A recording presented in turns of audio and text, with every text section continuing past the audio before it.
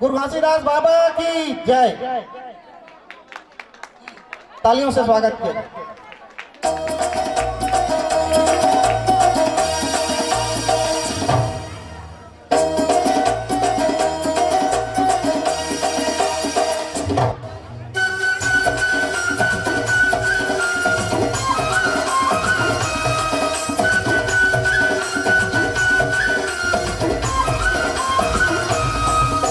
लहर के गा लहरा के बाबा सादा निशानी तो लहर के गा लहरा के बाबा सादा निशानी तो गाँव गाँव यौ गली गली माँ गाँव गाँव यौ गली गली माँ होगे गा तो सो लहर के गा लहरा के बाबा सादा निशानी तो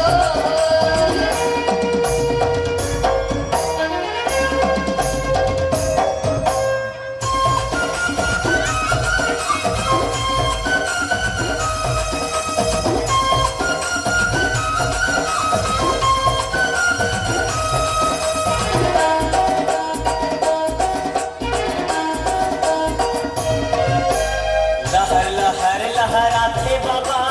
सादा निशानी तो सादा निशानी तो यारी मचंदाया सन करत रहे गायन जोर बाबा करत रहे गायन जोर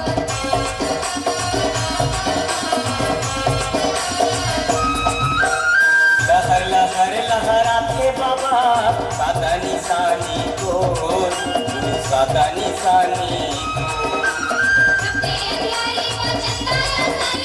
करत रहे गायन जोर बाबा करत रहे गायन जोर का मैं बखान करा का मैं बखान करा गुरु बाबा का तो लहर के गा लहरा के बाबा सादा निशानी तो लहर के गा लहरा के बाबा सादा निशानी तो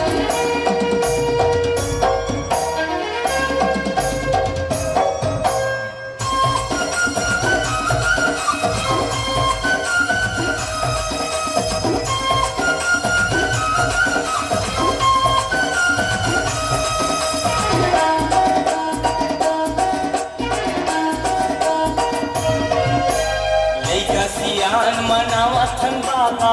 दिसंबर लखोर 18 दिसंबर तो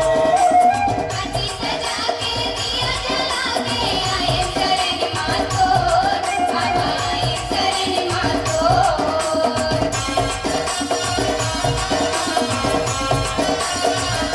लैका सियान मनावथन बाबा